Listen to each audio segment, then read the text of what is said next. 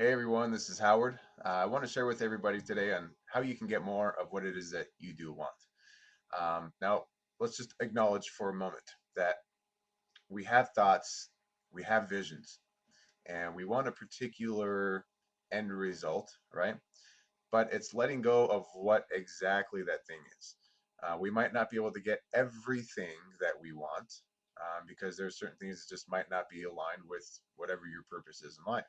And even though it might feel good, it might not necessarily be good for you. Okay, so let's just keep that thought open through the duration of this blog. But for the majority, for the most part, you can get what it is that you do want. Um, First of all, it's getting out of the way of your own self. Now, let me elaborate on that.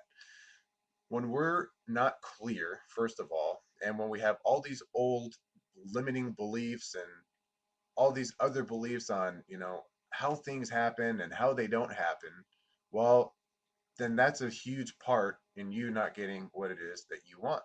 And that might be a big reason why you feel so frustrated today because you have these grand visions, you have these thoughts, and you have these ideas that you want to create.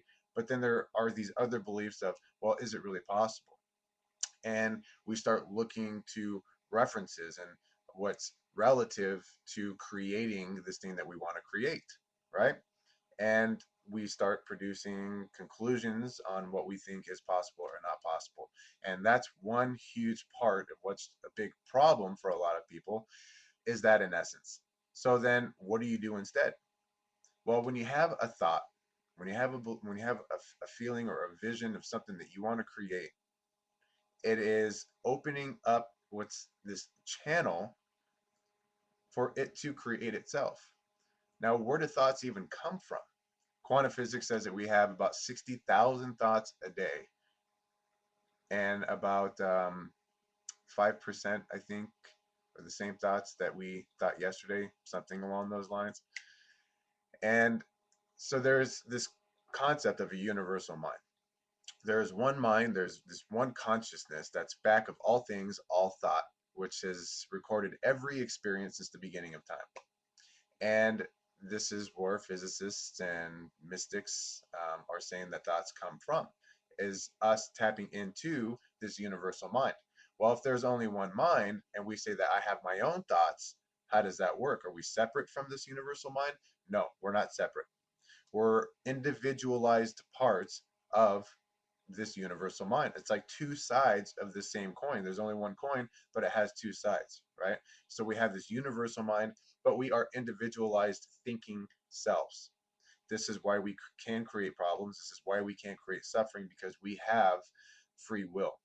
We have the power of choice.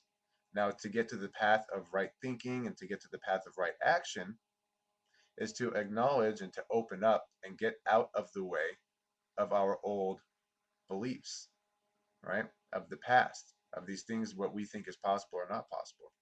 So then what do I do? Tell me, Howard, how do I create more of what I want? Well, when you have a thought and you have a vision and you want to create it, you might not know the answers, or so you tell yourself, or you don't know how to do, or you don't know who to connect with, right? Kind of sound similar to some thoughts that you might be thinking or have thought in the past.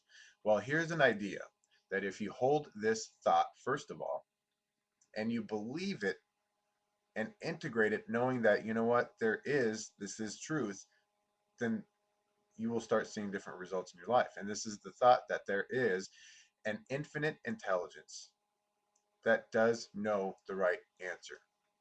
There is a divine intelligence that knows the right answer. Now, we were created from this infinite intelligence, weren't we? There was something. I mean, yes, there was the concept of our parents procreating, which we don't really like to think about. It just sounds gross, right? But there was this intelligence back of it all.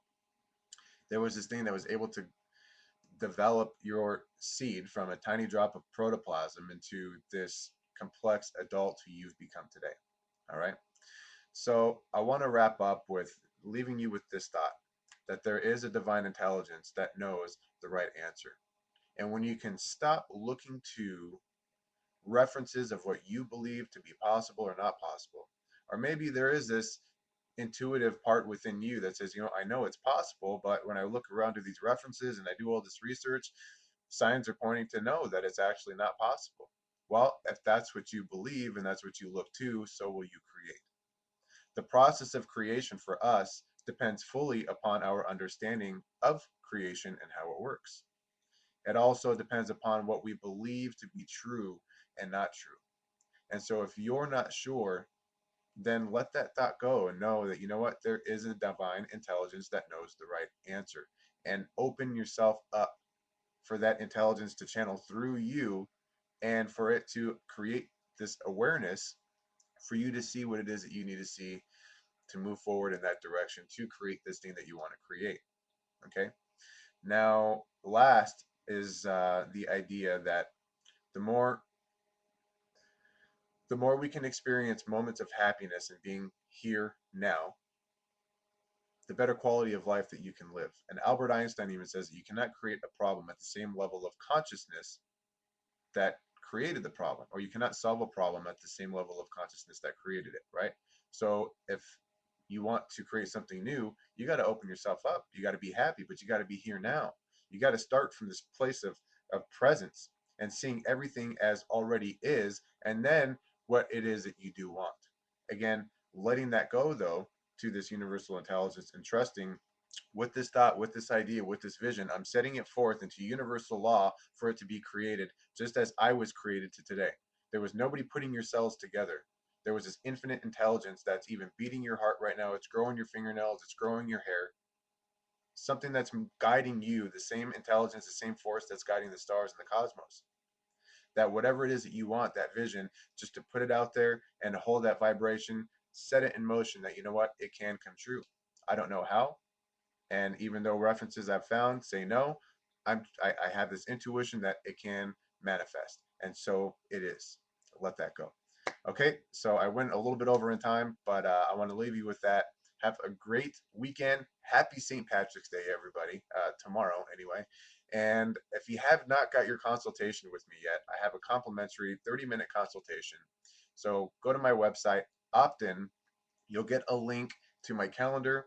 Pick a date and a time that works best for you. And I look forward to working with you. Okay, talk to you soon. Again, have a great weekend.